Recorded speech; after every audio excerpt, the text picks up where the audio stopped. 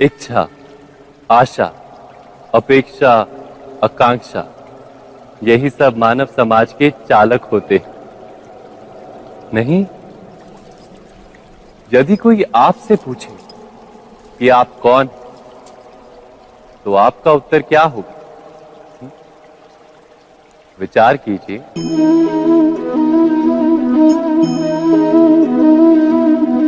आप तुरंत ही ये जान पाएंगे कि आपकी इच्छाएं ही आपके जीवन की व्याख्या है। कुछ पाने से मिली सफलता, कुछ ना पाने से मिली निष्फलता ही आपका परिचय। अधिकतर लोग ऐसे जीते हैं कि स्वयं भीतर से मरते रहते हैं, किंतु अपनी इच्छाओं को नहीं मार पाते। इच्छाएं उन्हें दौड़ाती हैं जिस प्रकार मृग तृष्णा मृग को दौड़ाती। परंतु इन्हीं इच्छाओं के गर्भ में ही ज्ञान का प्रकाश भी। कैसे? जब इच्छाएं अपूर्ण रहती और टूटती, तब वहीं से ज्ञान की किरण प्रवेश करती है मनुष्य के हृदय। ना, ये कथा नहीं है केवल इच्छाओं के संघर्ष की, नहीं है केवल महत्वाकांक्षाओं से जन्म लेने वाले भयावह रक्तपात। ये कथा है इच्छाओं के गर्भ से उदित होते हुए ज्ञान की। मैं वासुदेव कृष्ण आप सभी को निमंत्रण देता हूं इस यात्रा पे चलने का, जो जीवन का मर्म सिखाएगी, मनुष्य का धर्म सिखाएगी, कीचड़ से उठकर कमल बनने का कर्म सिखाएगी। और इस यात्रा का नाम है महाभारत।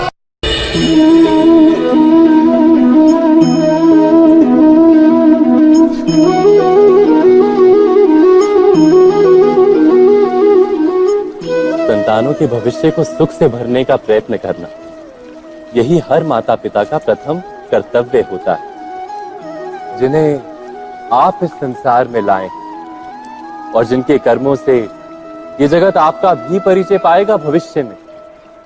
उनके भविष्य के सुख की योजना करने से अधिक महत्व और हो भी क्या सकता है। किंतु सुख और सुरक्षा, क्या ये मनुष्य के कर्मों से प्राप्त नहीं होते?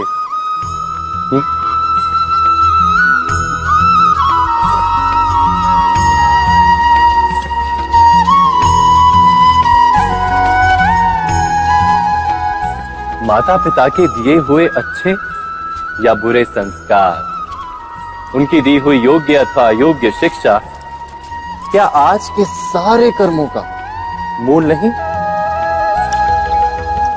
संस्कार और शिक्षा से बनता है मनुष्य का चरित्र। अर्थात माता पिता अपनी संतानों का जैसा चरित्र बनाते हैं, ऐसा ही बनता है उनका भविष्य। किंतु फिर भी अधिकतर माता पिता अपनी संतानों का भविष्य सुरक्षित करने की चिंता में उनका चरित्र निर्माण का कार्य भूल ही जाते हैं। वस्तुतः जो माता पिता अपने संतानों के भविष्य की चिंता करते हैं, उनकी संतानों को कोई लाभ नहीं होता। किंतु जो माता पिता अपने संतानों के भविष्य की नहीं, उनके चरित्र का निर्माण करते हैं, उन संतानों की प्रशस्ति समस्त संसार करता है। स्वयं विचार कीजिए।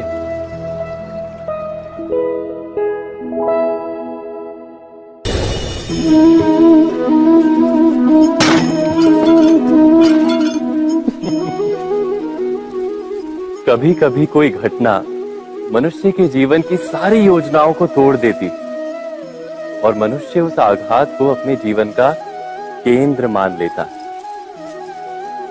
पर क्या भविष्य मनुष्य की योजनाओं के आधार पर निर्मित होते हैं?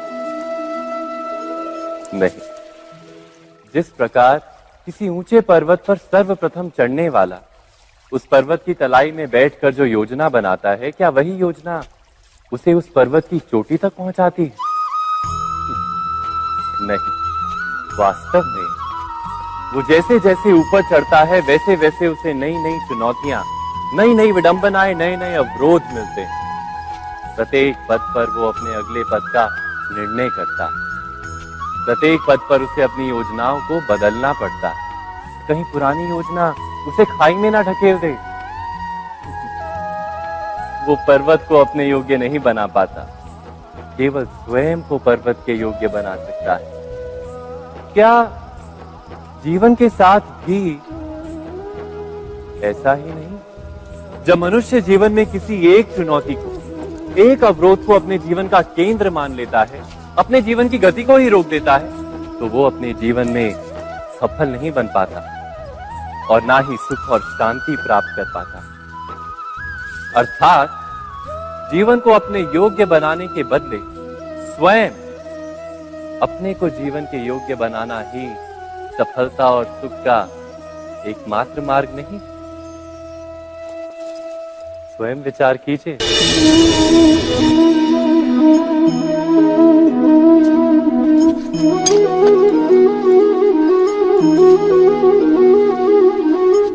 भविष्य का दूसरा नाम है संघर्ष।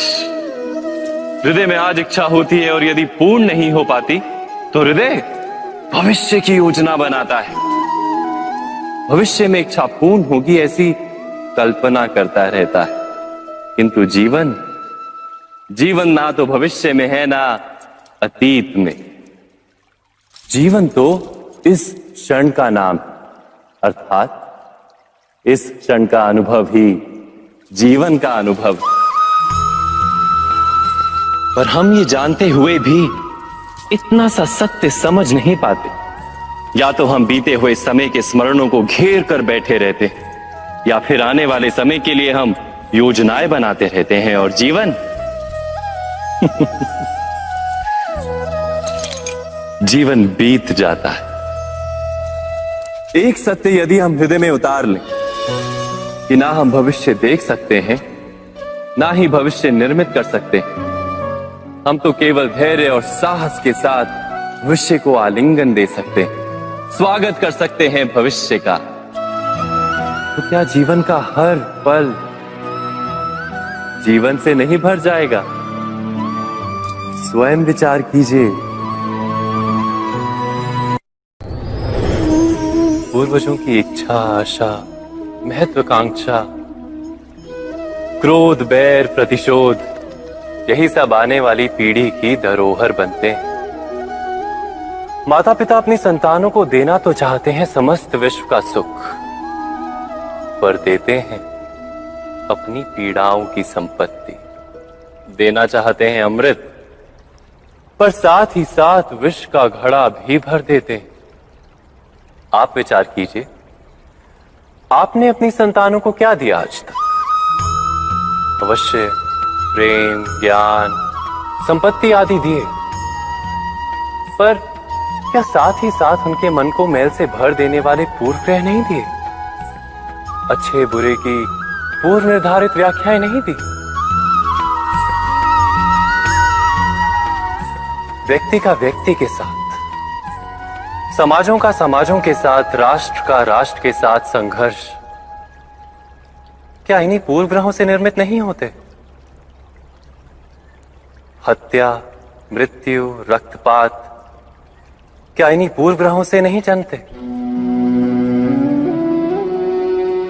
अर्थात माता पिता अपनी संतानों को जन्म के साथ मृत्यु का दान भी देते हैं। प्रेम के प्रकाश के साथ साथ घृणा का अंधकार भी देते हैं, और अंधकार मन का, हृदय का हो या वास्तविक हो, उससे केवल भय प्राप्त होता है, केवल भय। स्वयं विचार कीजिए।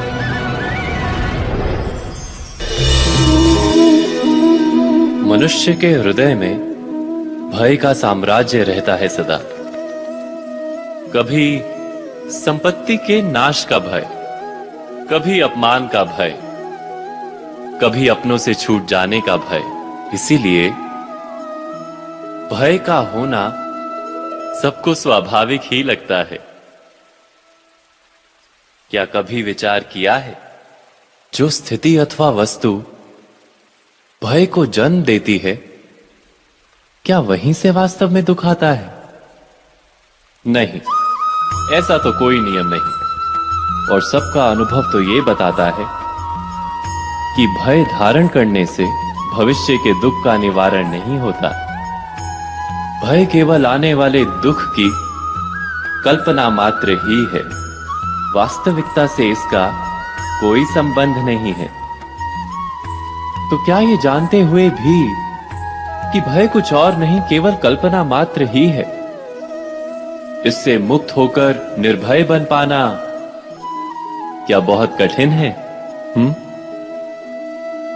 अवश्य विचार कीजिएगा।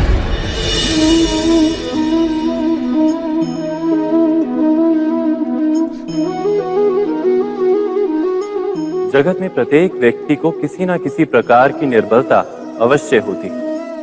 जैसे कोई बहुत तेजी से दौड़ नहीं पाता तो कोई अधिक भार नहीं उठा पाता, कोई असाध्य रोग से पीड़ित रहता है तो कोई पढ़े हुए पाठों को स्मरण में नहीं रख पाता। ऐसे अनेकों उदाहरण और भी हैं। क्या आप किसी ऐसे व्यक्ति को जानते हैं जिसे सब कुछ प्राप्त हो और हम जीवन की उस एक निर्बलता को जीवन का केंद्र मानकर जीते हैं?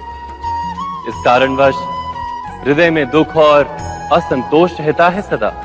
निर्बलता मनुष्य को जन्म से अथवा संजोग से प्राप्त होती, किंतु उस निर्बलता को मनुष्य का मन अपनी मर्यादा बना लेता है। किंतु कुछ व्यक्ति ऐसे भी होते हैं जो अपने पुरुषार्थ और श्रम से उस निर्बलता को पराजित कर देते हैं। क्या भेद है उनमें और अन्य लोगों में? या आपने कभी विचार किया है? सरल सा उत्तर है इसका। जो व्यक्ति निर्बलता से पराजित नहीं होता, जो पुरुषार्थ करने का साहस रखता है हृदय में, वो निर्बलता को पार कर जाता है। अर्थात निर्बलता अवश्य ईश्वर देता है, किंतु मर्यादा मनुष्य का मन ही निर्मित करता है। स्वयं विचार कीजिए।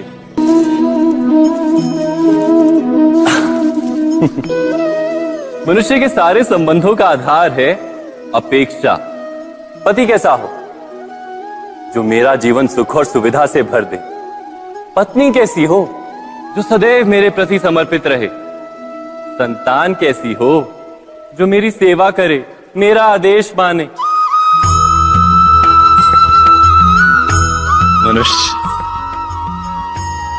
मनुष्य उसी को प्रेम भी कर पाता है जो उसकी अपेक्षा पूर्ण करता है। और अपेक्षा की तो नियति है भंग होना। कैसे? क्योंकि अपेक्षा मनुष्य के मस्तिष्क में जन्म लेती है। कोई अन्य व्यक्ति उसकी अपेक्षाओं के बारे में जान ही नहीं पाता। पूर्ण करने की प्रामाणिक इच्छा हो तब भी कोई मनुष्य किसी की अपेक्षाओं को पूर्ण नहीं कर पाता। और वहां से जन्म लेता है संघर्ष। सारे संबंध संघर्ष में परिवर्तित हो जाते। पर मनुष्य अपेक्षा को संबंध का आधार ना बनाए और स्वीकार करे केवल संबंध का आधार, तो क्या ये जीवन स्वयमेव सुख और शांति से नहीं भर जाएगा? स्वयं विचार कीजिएगा।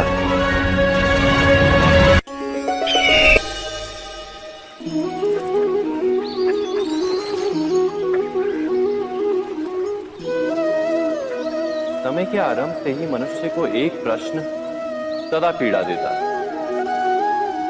कि वो अपने संबंधों में अधिकतम सुख और कम से कम दुख किस प्रकार प्राप्त कर सकता है। क्या आपके सारे संबंधों ने आपको संपूर्ण संतोष दिया है? विचार कीजिए। हमारा जीवन संबंधों पर आधारित है। हमारी सुरक्षा संबंधों पर आधारित है। इसी कारण हमारे जीवन के सारे सुखों का आधार भी संबंध है। किंतु फिर भी हमें संबंधों में ही अधिकतर दुख क्यों प्राप्त होते हैं? सदा ही संघर्ष भी संबंधों से ही उत्पन्न क्यों हो जाते हैं? कभी विचार किया है? जब कोई व्यक्ति किसी अन्य व्यक्ति के विचार अथवा कार्य को स्वीकार नहीं करता, उसमें परिवर्तन करने का प्रयत्न करता है, तो संघर्ष जन्म लेता है। अर्थात जितना अधिक अस्वीकार उतना ही अधिक संघर्ष, और जितना अधिक स्वीकार उतना ही अधिक सुख। क्या ये वास्तविकता नहीं? यदि मनुष्य स्वयं अपनी अपेक्षाओं पर अंकुश रखे, अपने विचारों को परखे, किसी अन्य व्यक्ति में परिवर्तन करने का प्रयत्न ना कर स्वयं अपने भीतर परिवर्तन करने का प्रयास करे, तो क्या संबंधों में संतोष प्राप्त करना इतना कठिन?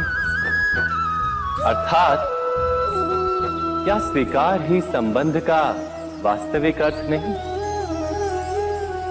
स्वयं विचार कीजिए।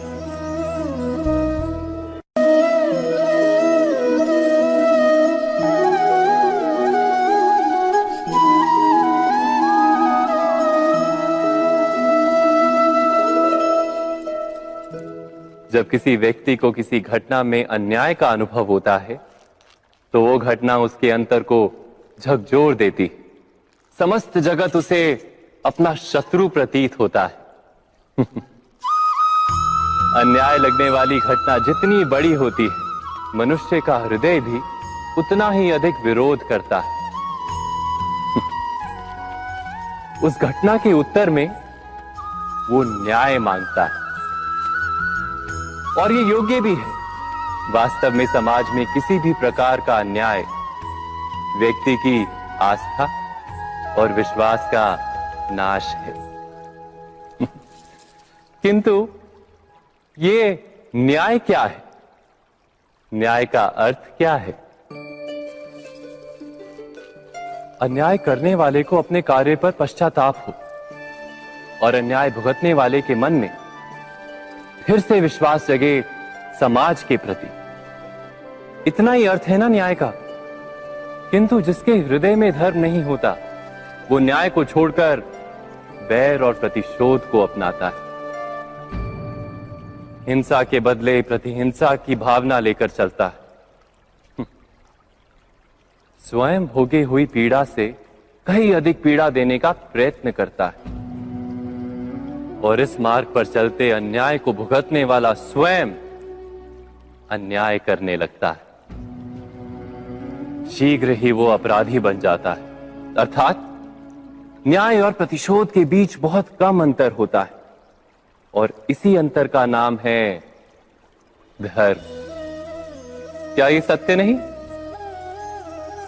स्वयं विचार कीजिए। दो व्यक्ति जब निकट आते हैं तो एक दूसरे के लिए सीमाएं और मर्यादाएं निर्मित करने का प्रयत्न अवश्य करते हैं। हम यदि सारे संबंधों पर विचार करें तो देखेंगे कि इन सारे संबंधों का आधार यही सीमाएं हैं जो हम दूसरों के लिए निर्मित करते हैं। और यदि अनजाने में भी कोई अन्य व्यक्ति इन सीमाओं को तोड़ता है, तो उसी क्षण हमारा हृदय क्रोध से भर जाता है। इन सीमाओं का वास्तविक रूप क्या है? क्या हमने कभी विचार किया? सीमाओं के द्वारा हम दूसरे व्यक्ति को निर्णय करने की अनुमति नहीं देते, अपना निर्णय उस व्यक्ति पर थोपते, अर्थात किसी की स्वतंत्रता का अस्वीकार करते हैं। और जब स्वतंत्रता का अस्वीकार किया जाता है तो उसका हृदय दुख से भर जाता है, और जब वो सीमाओं को तोड़ता है तो हमारा हृदय क्रोध से भर जाता है। क्या ऐसा नहीं होता?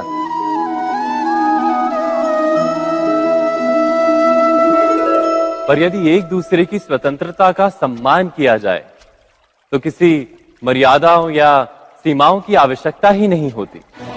अर्थात जिस प्रकार स्वीकार किसी संबंध का देह है, क्या वैसे ही स्वतंत्रता किसी संबंध की आत्मा नहीं? स्वयं विचार कीजिए।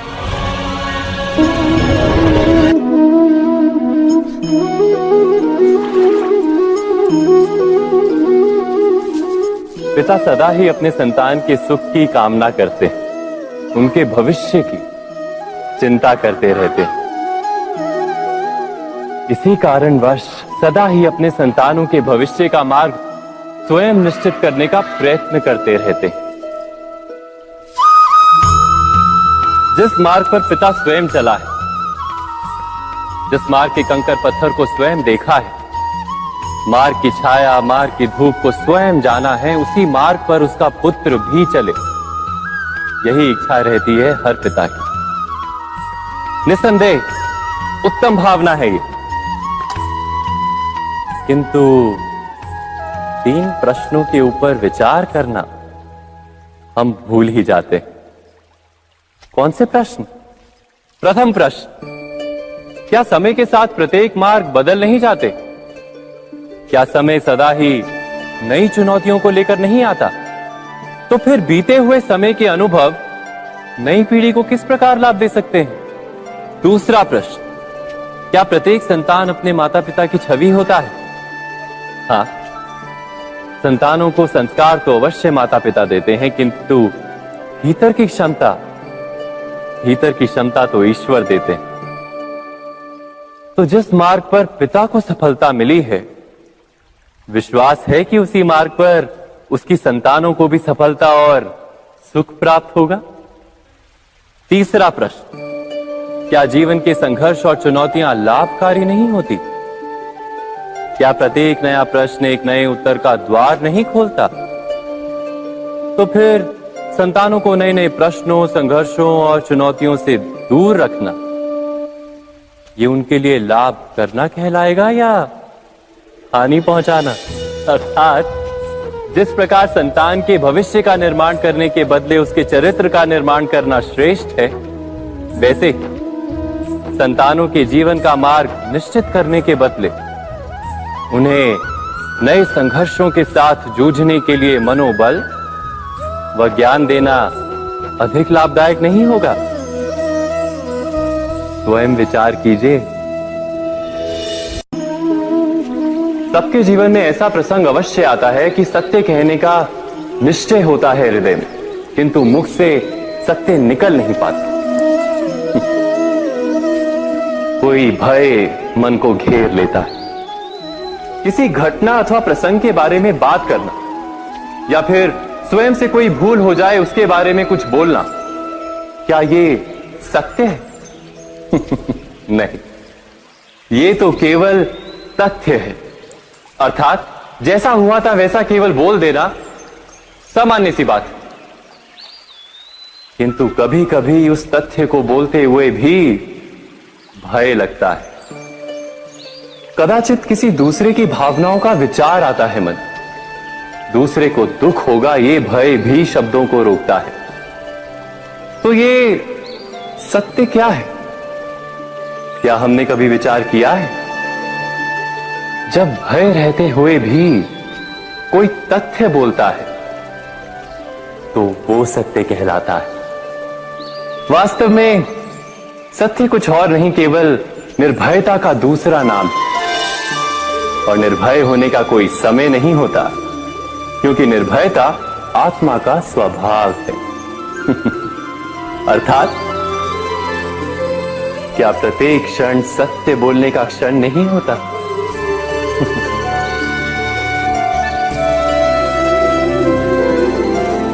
स्वयं विचार कीजिए।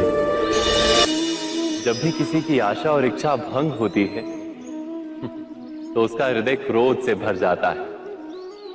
जिस व्यक्ति को वो अपना अपराधी समझता है उसे दंड देने का प्रयत्न करता है। पर क्या हमारी इच्छा या आशा का भंग होना क्या सदा ही किसी का अपराध होता है? इच्छाओं के अपूर्ण रहने के तो कई कारण हो सकते हैं। कुछ तो संजोग के कारण अधूरी रह जाती हैं और कुछ नियति के कारण। और कभी कभी इच्छाओं का स्वरूप ही ऐसा होता है कि वो पूर्ण नहीं हो पाती। बिना परिस्थिति पर विचार किए किसी को अपराधी मान लेना न्याय नहीं, प्रतिशोध है। न्याय का आधार तो दया है, करुणा है, और प्रतिशोध का आधार क्रोध, अहंकार। अर्थात हृदय में करुणा धारण किए बिना किसी के अपराध के विषय में विचार करना, किसी को दंड देना क्या अपने आप में ही अन्याय नहीं? स्वयं विचार कीजिए।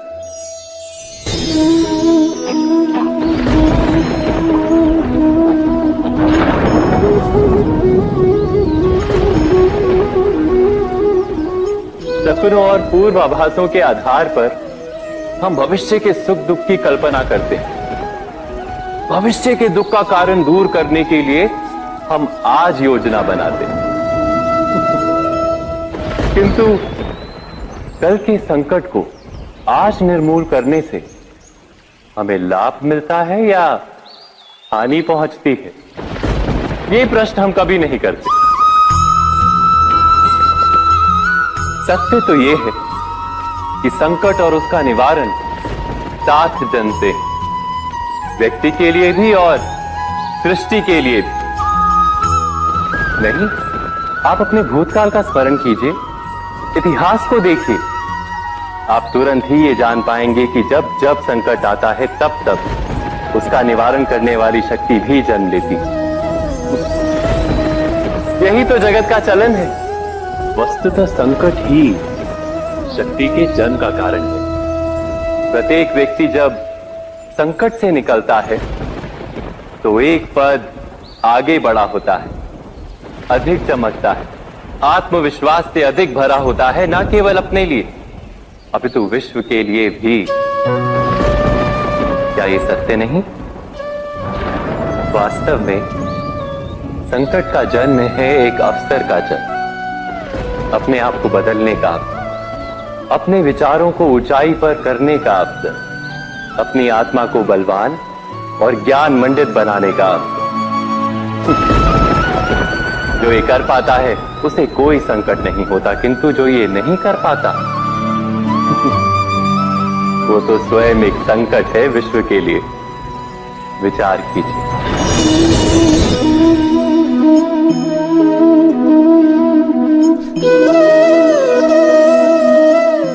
परंपरा में धर्म बसता है और परंपराएं ही धर्म को संभालने का कार्य करती हैं, ये सत्य है। पर क्या केवल परंपरा ही धर्म है? विचार कीजिए। सत्य तो यह है कि जिस प्रकार पाषाण में शिल्प होता है उसी प्रकार परंपरा में धर्म होता है। इस पत्थर में शिल्प है, ये पत्थर शिल्प नहीं। शिल्प को उजागर करने के लिए उसे तोड़ना पड़ता है, अनावश्यक भागों को दूर करना पड़ता है। ठीक उसी प्रकार परंपराओं में धर्म ढूंढना पड़ता है। जिस प्रकार इंद्र पूजा की परंपरा को तोड़कर गोवर्धन पूजा का धर्म ना ढूंढा जाता तो यादवों को उनकी मुक्ति का मार्ग नहीं मिल पाता। अर्थात परंपरा को पूर्णता छोड़ देने वाला धर्म से वंचित रह जाता है और परंपरा का अंध अनुकरण करने वाला भी धर्म को प्राप्त नहीं कर पाता। कहते हैं हंस के पास नीर क्षीर विवेक होता है, दूध में मिले पानी को छोड़कर केवल दूध ही ग्रहण करता है। तो क्या सच्चा धर्म प्राप्त करने के लिए हृदय में ज्ञान से जन्मा विवेक आवश्यक है? और ऐसे विवेक के बिना जिसे धर्म मान भी लिया जाए, जो वास्तव में धर्म ना भी हो, ऐसा भी तो हो सकता है।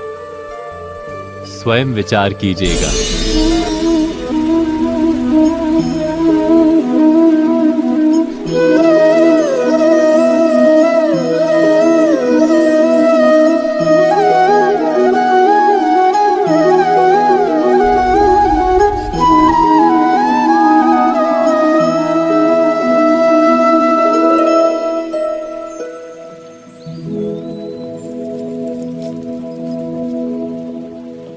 भविष्य के आधार पर सब आज का निर्णय लेना चाहते हैं।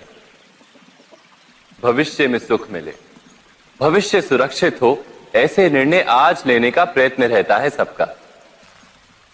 आप अपने जीवन को देखिए, क्या आपके अधिकतर निर्णय के पीछे भविष्य का विचार नहीं होता? और हो भी क्यों ना, अपने जीवन को सरल और सुखमय बनाने का प्रयत्न करने का अधिकार सबका है। पर भविष्य तो कोई नहीं जानता, केवल कल्पना ही की जा सकती है। तो जीवन के सारे महत्वपूर्ण निर्णय कल्पनाओं के आधार पर ही करते हैं हम। क्या निर्णय करने का कोई तीसरा मार्ग हो सकता है? विचार कीजिए। सारे सुखों का आधार धर्म है और वो धर्म मनुष्य के हृदय में बसता है। तो प्रत्येक निर्णय से पूर्व स्वयं अपने हृदय से ये प्रश्न अवश्य पूछ लेना कि ये निर्णय स्वार्थ से जन्मा है या धर्म से। क्या इतना पर्याप्त नहीं? भविष्य के बदले धर्म का विचार करने से क्या भविष्य अधिक सुखपूर्ण नहीं होगा? स्वयं विचार कीजिए। व्यक्ति को जब उसके अपराध का दंड मिलता है तब कभी कभी उस न्याय को देखकर मन कचोटता है। प्रश्न उठता है हृदय में कि जब वो अपराध हुआ था तब व्यक्ति भिन्न था। उसके पश्चात उसने इतने पश्चाताप किए, स्वयं में इतना परिवर्तन किया, फिर उसे दंड क्यों मिले? पर जहां आघात होता है वहां प्रत्याघात भी होता है। जैसा कर्म वैसा फल। यदि किसी को प्रेम दोगे तो सुख प्राप्त होगा, यदि किसी की हत्या करोगे तो मृत्यु दंड मिलेगा। जैसा कार्य वैसा ही न्याय। तो फिर प्रायश्चित और पश्चाताप का कोई मूल्य नहीं है? अवश्य है मूल्य। प्रायश्चित और पश्चाताप मनुष्य की आत्मा को बलवान करता है। आने वाले दंड को स्वीकार करने के लिए मनुष्य को तैयार करता है। अर्थात बिना प्रायश्चित के दंड स्वीकार करने का कोई मूल्य है? स्वयं विचार कीजिए।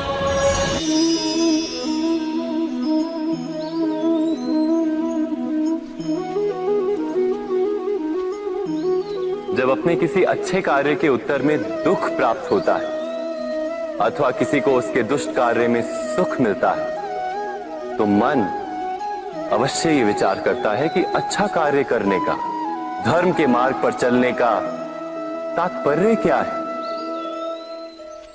पर दुष्ट आत्मा को क्या प्राप्त होता है ये भी देखिए।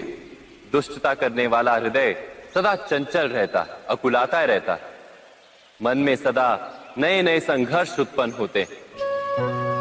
अविश्वास उसे जीवन भर दौड़ाता है। क्या ये सुख? जबकि धर्म पे चलने वाले, अच्छा कार्य करने वाले, सच्चरित्र व्यक्ति का हृदय शांत रहता है।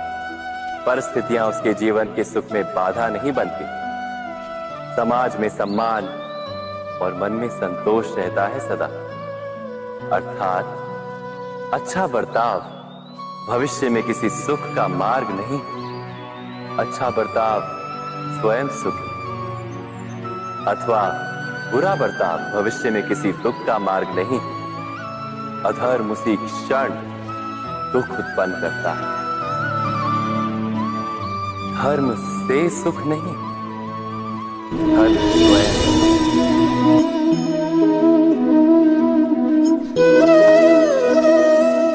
सत्ता की लालसा सबके हृदय को घेरे रहती है। प्रत्येक व्यक्ति अपना एक राष्ट्र निर्मित करने का प्रयत्न अवश्य करता है। फिर वो राष्ट्र कुरु राष्ट्र की भांति बहुत बड़ा हो या फिर अपने परिवार तक सीमित हो, वो सत्ता प्राप्त करने का प्रयास अवश्य करता है। किंतु सत्ता का वास्तविक रूप क्या है? क्या हमने कभी विचार किया है? एक मनुष्य जितने अधिक लोगों के जीवन को प्रभावित कर सके, जितने अधिक लोगों के जीवन की स्वतंत्रता पर अंकुश रख सके, उतनी ही अधिक सत्ता का अनुभव करता है। वो सत्ता का वास्तविक रूप ही है अन्य के जीवन पर स्वयं का प्रभाव। किंतु क्या वास्तविक प्रभाव प्रेम, दया, करुणा और धर्म से निर्मित नहीं होता। जब भी मनुष्य कठोरता और अधर्म से सत्ता प्राप्त करने का प्रयत्न करता है, तब वो दूसरों के हृदय में विरोध अथवा विद्रोह को जन्म देता है। और परिणाम कुछ इस प्रकार। हां, कुछ समय के लिए वो स्वयं को प्रभावी और शक्तिशाली अवश्य पाता है, किंतु वो वास्तविक सत्ता नहीं।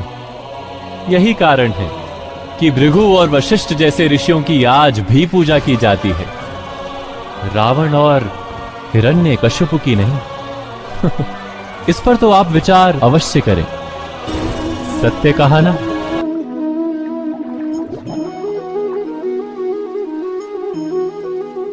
इस संसार में आने वाला प्रत्येक बालक संपूर्णतः संस्कार रहित होता है। उसके अंतर पर ना किसी अच्छे संस्कार के चिन्ह अंकित होते हैं, ना ही बुरे संस्कार के। अर्थात जन्म से बालक में ना कोई गुण होता है और ना ही कोई दोष।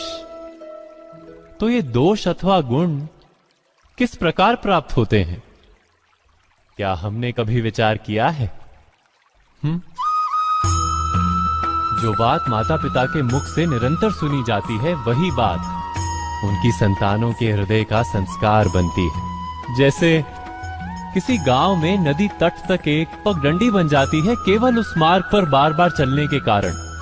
अर्थात माता पिता के हृदय की इच्छाएं उनकी संतानों के हृदय का दोष अथवा गुण बनकर जन्म लेती हैं। क्या ये सत्य नहीं? पर फिर भी जब उनकी संतानों में कोई दोष दिखाई देता है, तो माता पिता आश्चर्य और दुख से भर जाते हैं। माता पिता का हृदय ये प्रश्न करता है कि उनकी संतानों में ये कुसंस्कार आए कहां से। सत्य तो यही है कि माता पिता अपनी संतानों को अनजाने में ही कुसंस्कार के बीज दे देते हैं, जो उनके संतानों की हृदय भूमि पर कुसंस्कार का वृक्ष बनकर उगता है। अर्थात अपनी संतानों को सुसंस्कारी और धर्ममय बनाने की आशा रखने वाले प्रत्येक माता पिता को प्रथम अपने हृदय की इच्छाओं पर अंकुश रखना क्या अनिवार्य नहीं?